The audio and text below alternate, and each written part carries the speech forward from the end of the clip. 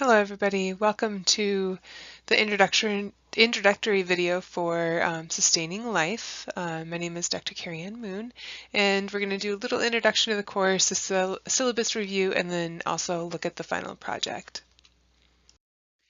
So first off, just a little bit about myself. My name is Carrie-Ann Moon. I have a doctorate in social work, a master's in social work, and a Bachelor of Arts in sociology, so I was a foundation student in my MSW. I currently teach full-time, and I live in Texas, so it is beautiful outside, and I'm hearing that it's supposed to get very nice where you guys all are as well. I started working for CSS in 2008, and then I was teaching part-time and practicing clinical social work full-time. I then wanted to flip that, and now I teach full-time, but I moved to Texas to teach full-time in 2014, and I still practice clinically part-time. And I, every once in a while, teach for CSS whenever they have an online course for me to teach. I have taught Sustaining Life a couple of times before, so this is not a new course for me. So the next things that I want to talk about are the syllabus and the final project. We'll go over the syllabus first. I'm not going to go over the entire syllabus, just the things that I think are important.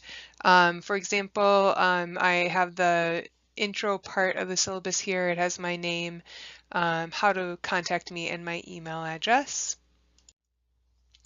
Also, just kind of want to go over certain parts of the syllabus that I want to make sure that you all know.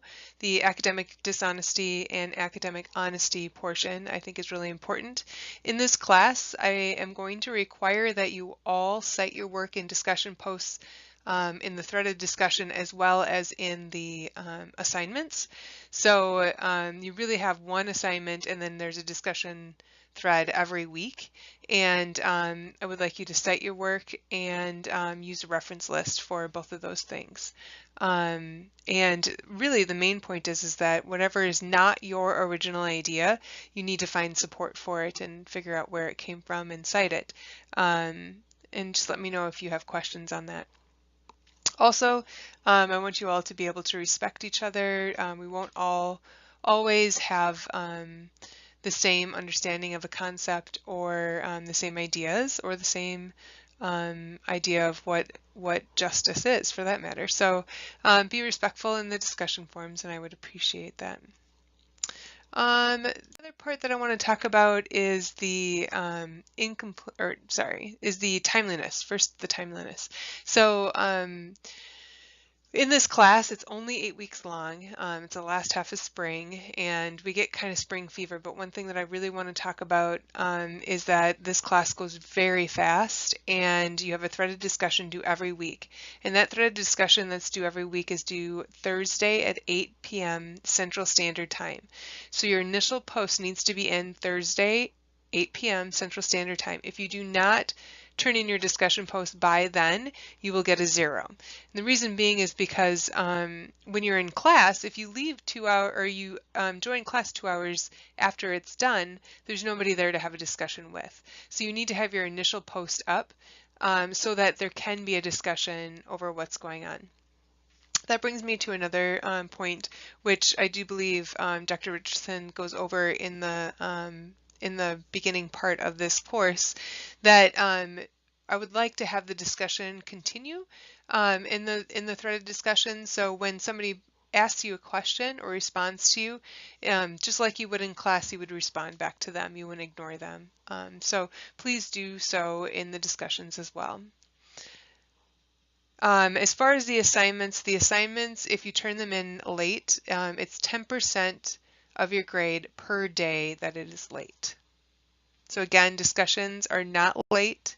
They will be a 0 if they're late, and then assignments 10% each day. Okay, so the next thing I want to talk about is the final project. So if you look at the course schedule, it's 8 weeks long. The first 7 weeks you have a threaded discussion, and then the last week you have your final project that's due May 6th, and then you have your PowerPoint presentation that you need to upload May 6th. So let's talk a little bit about this final project. So it says students will participate in a community activity that explores a specific water issue and report on the experience. In order to engage effectively with community groups working for change, explore different service learning activities in your area that work towards specific water issues. So it gives you a couple of examples. Taking a tour of a local treatment plant, that often is doable. There are some treatment plants that either don't have the staff or have higher security because they don't have staff and that kind of stuff. So you can get an interview with somebody and get a shortened tour. Another thing you could do is participate in an Earth Day event, and this year Earth Day is April 22nd.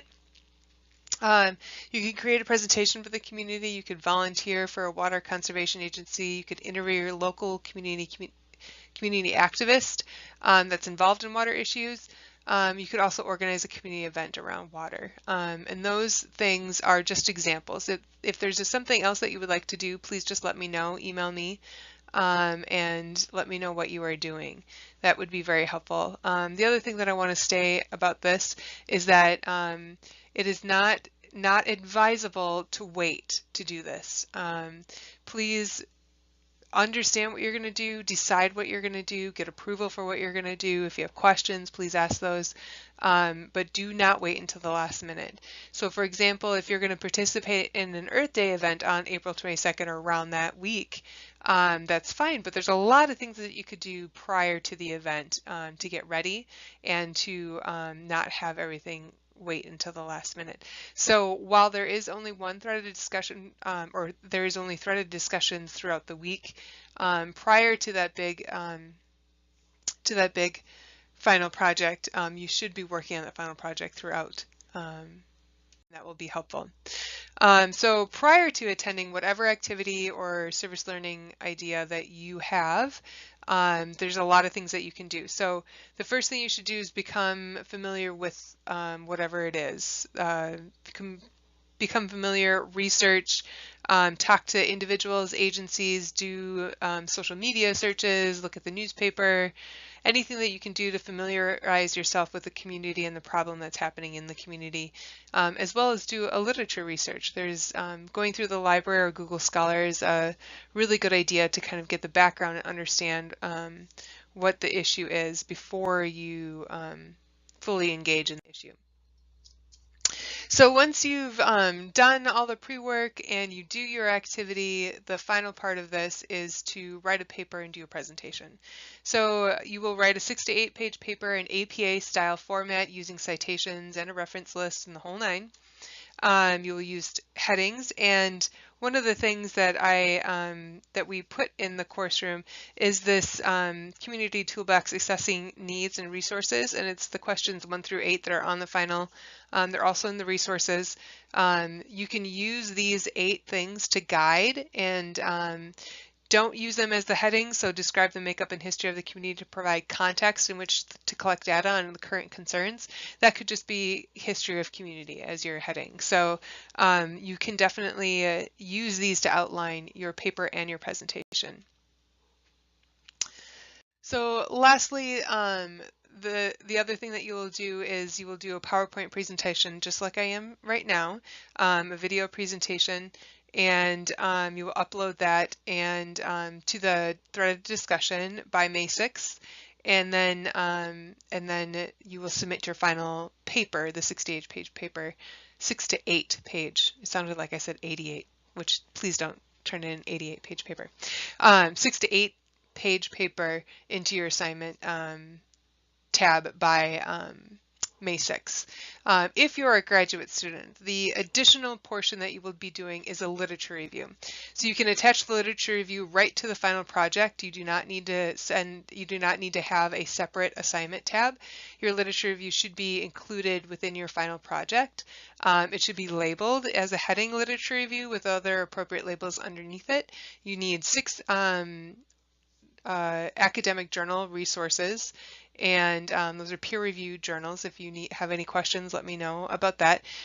So you'll write your literature review. You also will include your literature review information into your PowerPoint presentation.